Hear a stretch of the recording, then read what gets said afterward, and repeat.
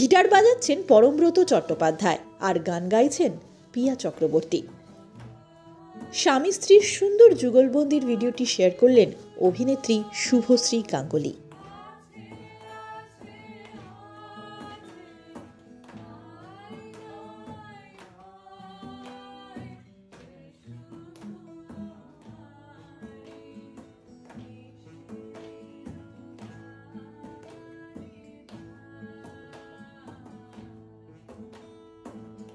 পিয়া পরমের এই সুন্দর মুহূর্তটি শেয়ার করে শুভশ্রী লিখেছেন, আ লাভ স্টোরি। Cine Gossip.